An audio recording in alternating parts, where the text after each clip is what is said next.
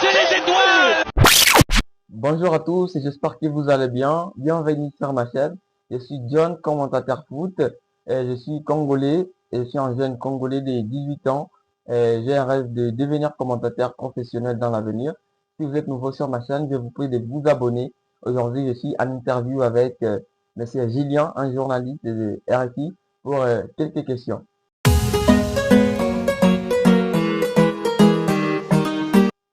Quel est votre top 5 des meilleurs commentateurs français et pourquoi?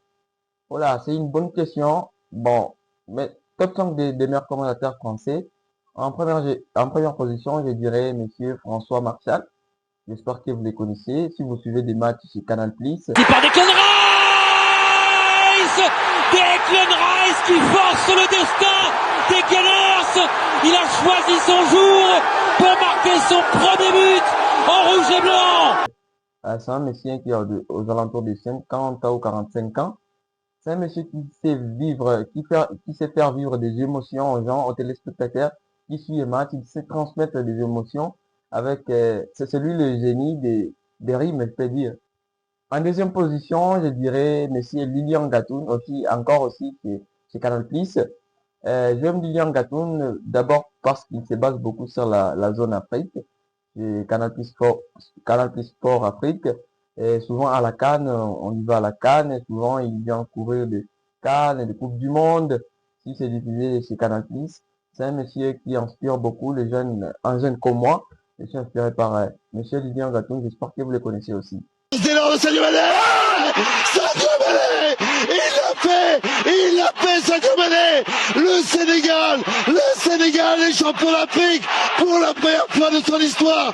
L'étoile sur le maillot. En troisième position, je dirais, bon, il est un peu sous-coté, mais c'est un vrai commentateur, il est fort, c'est monsieur Anthony Tobelem, encore un agent du Canal+, il travaille chez Canal+, souvent en première ligue, si vous suivez la première ligue, il travaille chez Canal+, et c'est aussi transmettre des émotions avec sa voix magnifique, avec sa vision du jeu, sa manière d'analyser les matchs, c'est vraiment exceptionnel, il mérite la troisième place.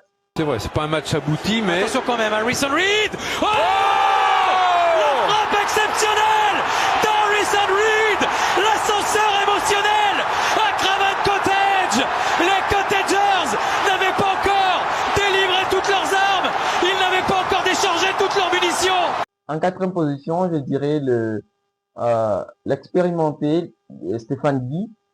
Ça fait longtemps qu'il commande des matchs, depuis que je suis trop jeune. Je le vois sur la télévision, il commande des matchs.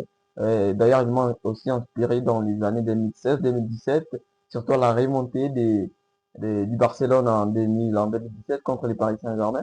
Il passe à la quatrième place à cause de son expérience, sa longue date de travail chez Canal+, il travaille aujourd'hui à Canal+. Sa manière de commenter me plaît beaucoup. Telly a glissé, le ballon qui va revenir, Irago!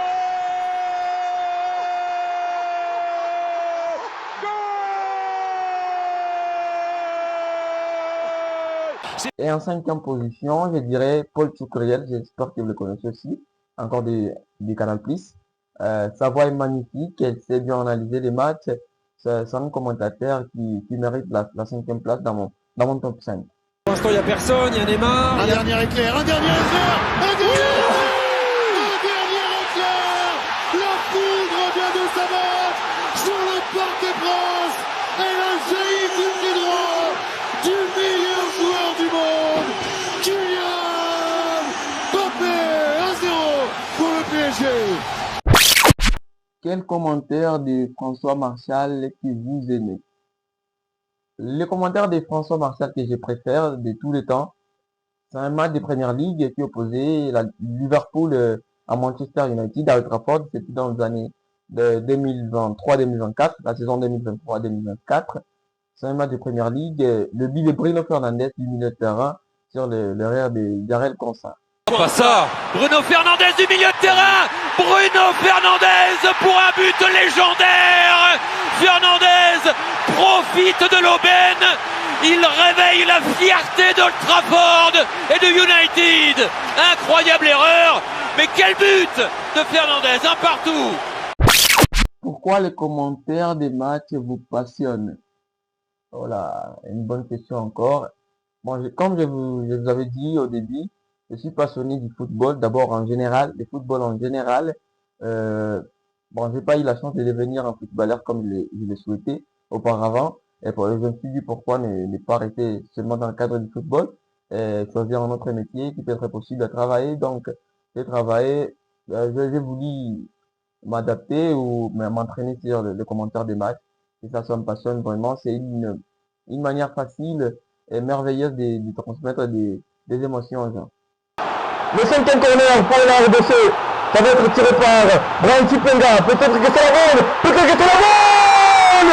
Axel Gonzabé, le défenseur central, qui vient de marquer pour la RDC. 5e minute du jeu, la RDC est presque au mondial. C'est historique. Extrait du verdict d'Axel Gonzabé. Dans les futurs, où aimeriez-vous travailler? Canal+, beIN Sport, TF1 ou M6? Voilà.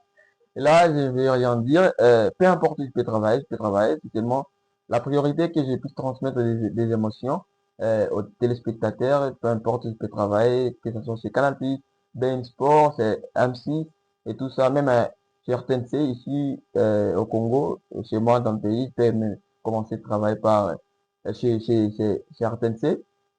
C'est toujours une passion et je travaillerai n'importe où.